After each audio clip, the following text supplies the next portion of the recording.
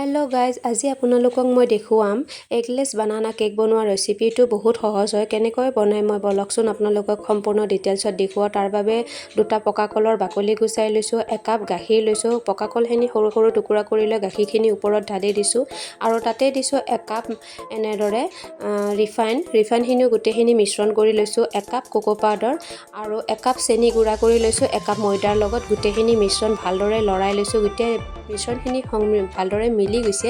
তাৰপিছতে এয়া baking soda আৰু ষ্ট্ৰবেৰী এচেঞ্চ লৈছোঁ। বেকিং ছ'ডা আধা চামুচ দি দিছোঁ আৰু ষ্ট্ৰবেৰী এচেঞ্চটো মই এচামুচে ব্যৱহাৰ কৰিছোঁ।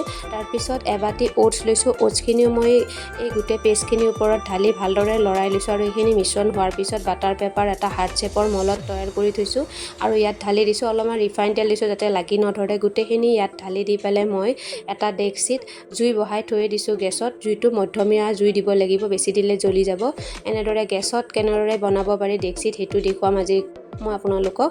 এনেদৰে গেছত বহাই দিলোঁ। বহাই দিয়াৰ পিছতে এয়া কাজু লৈছোঁ, আলমণ্ড লৈছোঁ আৰু শুকান নাৰিকল লৈছোঁ। আপোনালোকে বেলেগো ইউজ কৰিব পাৰে। গোটেইখিনি বস্তু দি দিছোঁ। গেছত যেতিয়া মই ঢাকন লগাই বহাই দিছোঁ, দেখিছোঁ অলপ ফুলি আহোঁতে শুকান নাৰিকলখিনি দি দিলোঁ।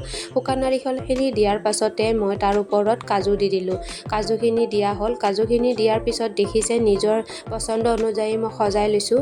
এনেদৰে আপোনালোকে বেলেগ ডিজাইনো দিব পাৰে বা বেলেগ টুটি ফ্ৰুটি বা বেলেগো ইউজ কৰিব পাৰে। দেখিছে ধুনীয়াকৈ ফুলি আহিছে। তাৰপিছতে ঢাকন মাৰি দিলোঁ, ভালদৰে সিজিব দিলোঁ। যেতিয়া সিজি আহিছে সম্পূৰ্ণ কেকটো হৈ অহাৰ পিছতে মই ওপৰত কাটি থোৱা আলমণ্ডখিনি এনেদৰে ধুনীয়াকৈ সজাই দিলোঁ আৰু চেক কৰি চালোঁ কেকটো সম্পূৰ্ণ সিজিছে নে নাই। যেতিয়া চাইছোঁ যে সিজা নাই, তাৰপিছতে আকৌ মই ঢাকন মাৰি দিলোঁ। আকৌ অলপ দেৰি পিছত যেতিয়া চালোঁ মই যে সিজি গৈছে, গতিকে এইটো খাবৰ বাবে পূৰা ৰেডি হৈ গৈছে, সম্পূৰ্ণ অ'কে। ইয়াক আপোনালোকে এতিয়া চাব পাৰে যে এইটো অকলবোৰ লাঠিডালত লাগি অহা নাই। তাৰপিছত এয়া আপোনালোকৰ সন্মুখত এইটো ঘৰতে বনোৱা অতি কম খৰচত ঘৰত থকা বস্তুৰে এগলেছ বানানা কেক ৰেডি হৈ গ'ল।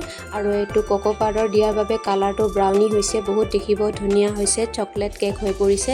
গতিকে আপোনালোকে ঘৰতো এই পূজাৰ বতৰত এনেকুৱা ধুনীয়া মিঠা খাদ্য খাব মন গ'লে বনাব পাৰে। মোৰ চেনেলটো লাইক আৰু ছাবস্ক্ৰাইব কৰিব। ধন্যবাদ।